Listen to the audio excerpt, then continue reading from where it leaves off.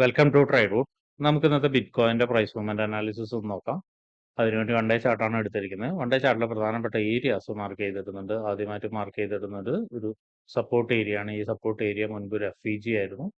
ആ ഒരു FEGയിൽ നിന്ന് വന്നതിന് ശേഷമാണ് മാർക്കറ്റ് നല്ല സ്ട്രോങ് ആയിട്ട് മുകളിലോട്ട് പോയിരിക്കുന്നത്. അതിനുശേഷം ഇവിടെ ഒരു റെസിസ്റ്റൻസ് ഏരിയ ഉണ്ടായിരുന്നു. ആ റെസിസ്റ്റൻസ് ഏരിയയിലേക്ക് മാർക്കറ്റ് പലതവണ വന്നിട്ട് സ്റ്റക്കായി നിൽക്കുകയാണ്. അതായത് പലതവണ വന്ന് റെസിസ്റ്റൻസ് എടുത്ത ഏരിയ ആണ്. അപ്പൊ ഈ രണ്ട് ഏരിയകളാണ് പ്രധാനമായും വൺ ഡേ ചാർട്ടിൽ അടയാളപ്പെടുത്തുന്നത്. പിന്നെ മറ്റൊരു കാര്യം ശ്രദ്ധിച്ചാൽ മനസ്സിലാവും, മാർക്കറ്റ് വീണ്ടും റെസിസ്റ്റൻസ് ഏരിയയിൽ തന്നെയാണ് നിൽക്കുന്നത്. ഇന്നലെയും ആ റെസിസ്റ്റൻസ് ഏരിയയിൽ വന്നതിന് ശേഷം മാർക്കറ്റ് റെസിസ്റ്റൻസ് എടുത്തിട്ടുണ്ട്. അതുകൊണ്ട് തന്നെ ഒരുപക്ഷെ കുറച്ചൊന്ന് താഴോട്ടേക്ക് ഇറങ്ങാനുള്ള സാധ്യത കാണുന്നുണ്ട്. ഇറങ്ങാൻ സാധ്യതയുള്ള ഒരു ഏരിയ എന്ന് പറയുന്നത് ഈ ക്യാൻഡിലിന്റെ ലോയാണ്. ആ ലോയിനെ നമ്മൾ മാർക്ക് ചെയ്തിടുന്നുണ്ട്. അപ്പൊ ഇത്രയാണ് പ്രധാനപ്പെട്ട ഏരിയാസ് വൺ ഡേ ചാർട്ടിൽ മാർക്ക് ചെയ്തിടുന്നത്. ഇനി നമുക്ക് 1 അവറിൽ പോയിട്ട് മറ്റു പ്രധാനപ്പെട്ട ഏരിയാസ് എന്തെങ്കിലും ഉണ്ടോ എന്ന് നോക്കാം. 1 അവറിലേക്ക് വരുന്ന സമയത്ത് നമുക്ക് മനസ്സിലാവുന്നു മാർക്കറ്റ് നല്ലൊരു കൺസോൾട്ടേഷൻ നടന്നുകൊണ്ടിരിക്കുകയാണ്. ഇന്നലെയും ഇന്നും ആയിട്ട് അതിന്റെ കണ്ടിന്യൂവേഷൻ നടക്കുന്നുണ്ട്. നോക്കിയാൽ കാണാം, ഇവിടെ ഒരു സപ്പോർട്ട് ഏരിയ ഉണ്ട്. ആ ഒരു സപ്പോർട്ട് ഏരിയ ആയിരുന്നു നേരത്തെ നമ്മൾ മാർക്ക് ചെയ്തത്. ആ ഒരു സപ്പോർട്ട് ഏരിയയിൽ മാർക്കറ്റ് 1-2 തവണ വന്നിട്ടുണ്ട്. വീണ്ടും ഒരിക്കൽ കൂടി വരാനുള്ള സാധ്യത നമുക്ക് തള്ളിക്കളയാൻ കഴിയില്ല. കാരണം കൺസോൾട്ടേഷൻ ആയതുകൊണ്ട് തന്നെ. അതുപോലെ തന്നെ മുകളിലും അങ്ങനെ കൺസോൾട്ടേറ്റ് ചെയ്ത് തന്നെയാണ് നിൽക്കുന്നത്. അതിന്റെ ഒരു പ്രധാന കാരണം നോക്കിയാൽ കാണാം, ഇവിടെ നല്ലൊരു സപ്ലൈ നടന്നൊരു ഏരിയ ആണ്. അവിടേക്ക് പലതവണ വന്നിട്ട് മാർക്കറ്റ് റീടെസ്റ്റ് ചെയ്ത് നിൽക്കുന്നുണ്ട്. അപ്പോൾ വളരെ ടൈറ്റ് ആയിട്ടുള്ള ഒരു റേഞ്ചിലാണ് ഇപ്പോൾ മാർക്കറ്റ് നിൽക്കുന്നത്. അപ്പൊ ഒരു മൊമെന്റ് കിട്ടാതെ നമുക്ക് ഒരു എൻട്രി സാധ്യത പറയാൻ കഴിയില്ല.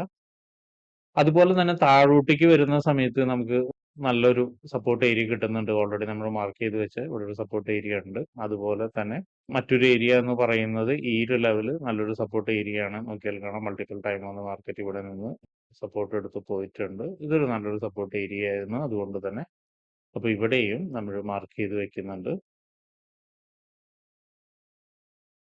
അതുപോലെ തന്നെ ശ്രദ്ധിച്ചാൽ മനസ്സിലാവുന്ന ഒരു കാര്യം, ഒരു ട്രെൻഡ് ലൈൻ ഇവിടെ നിന്ന് ഫോം ചെയ്തിട്ടുണ്ട്. ആ ഒരു ട്രെൻഡ് ലൈനെ ബേസ് ചെയ്തിട്ടാണ് മാർക്കറ്റ് പലതവണ വന്നിരിക്കുന്നത്. അതായത് പലതവണ ആ ട്രെൻഡ് ലൈനിലേക്ക് മാർക്കറ്റ് വന്ന് സപ്പോർട്ട് എടുത്തിട്ടുണ്ട്.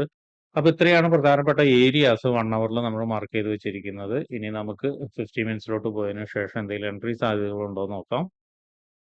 50 മിനിറ്റ്സിലോട്ട് വരുന്ന സമയത്ത് നല്ല കൺഫ്യൂഷനാണ്. മാർക്കറ്റ് നോക്കിയാൽ കാണാം, വളരെ സ്ട്രോങ് ആയിട്ടുള്ള ഒരു കൺസോൾട്ടേഷൻ തന്നെ നേരത്തെ പറഞ്ഞ പോലെ നിൽക്കുന്നതാണ്. അപ്പൊ അതുകൊണ്ട് നമുക്കൊരു എൻട്രി സാധ്യത എന്ന് പറയുന്നത് 50 മിനിറ്റ്സിൽ വളരെ ബുദ്ധിമുട്ടുള്ള കാര്യമാണ്.